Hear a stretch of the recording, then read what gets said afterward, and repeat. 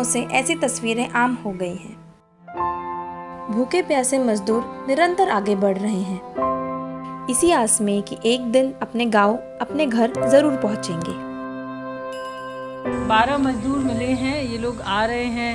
होशंगाबाद के पास ये लोग काम करते थे, झारखंड के रहने वाले हैं और इन्होंने जब अभी कुछ दिन पहले ही ये साइकिल खरीदी है, क्योंकि ये बहुत समय तक इंतज़ार करते रहे, शायद कोई व्यवस्था होगी शासन प्रशासन सरकार की झारखंड से, तो इनकी नहीं हुई। तो आप देखेंगे कि ये साइकिल भैया कितने में खरीदी?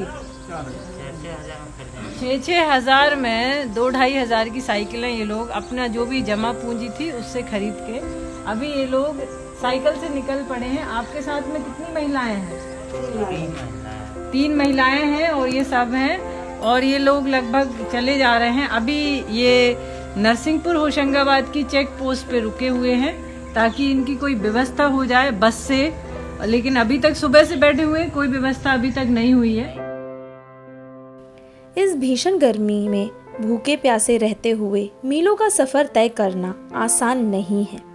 कोई साधन नहीं मिलने की वजह से बहुत से मजदूर पैदल ही अपनी मंजिल की ओर निकल पड़े। आप लोग कहाँ से चल के आ रहे हैं? बनखेड़ी जा रहे हैं। बनखेड़ी? कौन सी वाली बनखेड़ी है? थाला बनखेड़ी।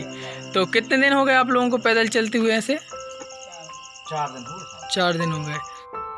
इन नन्हे मुन्ने बच्चों के मुरझाए चेहरे देखकर आपकी भी आंखें नम हो जाएगी और दिल पसीज उठेगा। इन्हें जरूरत है तो बस थोड़े से सहारे की, इस तपती गर्मी में थोड़ी सी छाया की। कोरोना की इस गंभीर परिस्थिति में मदद का हाथ बढ़ाया सुकर्मा फाउंडेशन ने। यह एक एनजीओ है। इसकी फाउंडर और अध्यक्ष माया विश्वकर्मा जी, जिन्हें पूरे विश्व में पैड वुमेन के नाम से जाना जाता है। इन्होंने मजदूरों की हर संभव मदद की। ये मुख्य हाईवे है, हाईवे 22, हमारा स्टेट हाईवे। यहाँ से हजारों की संख्या में मजदूर निकलते हैं और आप देखेंगे कि ये जो मजदूर हैं, इन लोगों को कल से, ये सूरत से जब से चले हैं तब से इनको भोजन प्राप्त नहीं हुआ। 60-70 मजदूर होंगे और हमारे यहाँ भोजन की व्यवस्था है, पानी है, मास्क है, ORS घोल है, ये सब पैकेट हम इनको देते जा रहे हैं। अभी हम लोग गुजरात से आ रहे हैं, तो कहीं भी हमको खाने पीने की व्यवस्था नहीं मिली है। इधर आके हमको मिल रही है खाने की व्यवस्था।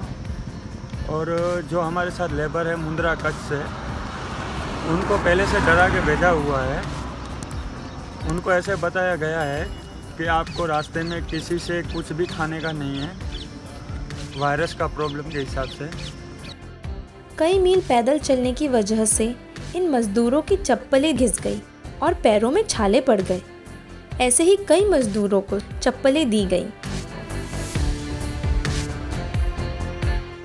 सुकर्मा फाउंडेशन महिलाओं का भी विशेष ध्यान रख रहा है। इनके द्वारा महिलाओं को सैनिटरी नैपकिन दिए जा रहे हैं। माया जी हर दिन मदद के उद्देश्य से घर से निकलती हैं और राहगीरों की मदद करती हैं। क्यों जा रहे हो तुम लोग? सबके साथ रहने के लिए। सबके साथ रहने के लिए। तो वहाँ जब रहते हो तो आप क्या काम करते हो? वहाँ पर हमारी खेती है, खेती करते हैं। अच्छा, तो यहाँ चना काटने क्यों आए थे?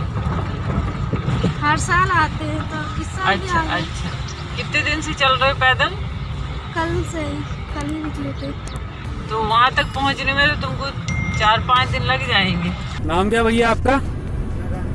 नरेंद्र सिंह। आप इंदौर से आ रहे हैं, जरा बताएंगे कितने दिनों से आप चल रहे हैं? 4 दिनों से आप लोग चारों चलते आ रहे हैं। देवरा तक जाने में कितना और समय लगेगा? 2 दिन और पैदल चलना है मतलब। तो आप वहाँ से छोड़ के क्यों आए इंदौर से? मतलब ऐसा क्या है, क्या रहा? इनका ना कि कंपनी बंद हो गई ना, मान लो कि 3 महीने के लिए मान लो बंद कर दिया है कंपनी। अच्छा। तो हम लोगों को भेज दिया कि ठेकेदार ने कि जाओ तुम अब क्या करोगे इधर खा पी के, ऐसा करके मान लो भेज दिया। तो उन्होंने सारे पैसे दे दिए आपको जितने तनख्वाह के बनते थे? खाते में डालेंगे। कुछ दूर जाने पर उन्हें एक ढाबे के पास करीब 60 मजदूरों का समूह दिखाई दिया, जिनकी बस पंचर हो गई थी। अभी हमको ये मजदूर मिले हैं, ये लोग आए हैं महाराष्ट्र से और इनकी बस पंचर हो गई तो 2 घंटे के लिए यहाँ रुके हैं। तो अभी हम लोग खाना नहीं खाया है सुबह से, तो इनकी थोड़ी खाने की व्यवस्था कर रहे हैं, नाश्ता वगैरह भी कराया है इनको। देखिए कितनी गर्मी में इतने छोटे छोटे बच्चे यदि ये पैदल चलते तो क्या हाल होता है इनका। तो अच्छा है इनकी बस की व्यवस्था हुई फ़िलहाल अभी, लेकिन खाने की व्यवस्था नहीं है इनकी कहीं भी। भैया कहाँ से आ रहे हो? महाराष्ट्र से। कहाँ जाओगे अभी? छतरपुर। छतरपुर जाओगे? कितना समय लगेगा? पता नहीं है हमें। क्या अम्मा, बच्चे क्या खाते हैं छोटे छोटे रास्ते में? अब क्या खाते, कोई पोहा दे देते हैं, कोई चावल वगैरह। मजदूरों के खाने की व्यवस्था करने के लिए माया जी ने दीक्षित जी से आग्रह कर ढाबा खुलवाया। अनुज शुक्ला जी ने गैस का इंतज़ाम किया। संजू तिवारी जी और दिनेश गुर्जर जी की मदद से मजदूरों के लिए भोजन पकाया गया। सभी ने भरपेट खाना खाया। तो 1 नंबर खाना किया मैडम, सबको चप्पल भी दिया और खाना भी दिया, लाशन भी दिया, व्यवस्था 1 नंबर बनाया मैडम। अंत में मास्क वितरण कर सबको विदा किया। इसी प्रकार सुकर्मा फाउंडेशन मजदूरों की निरंतर मदद कर रहा है।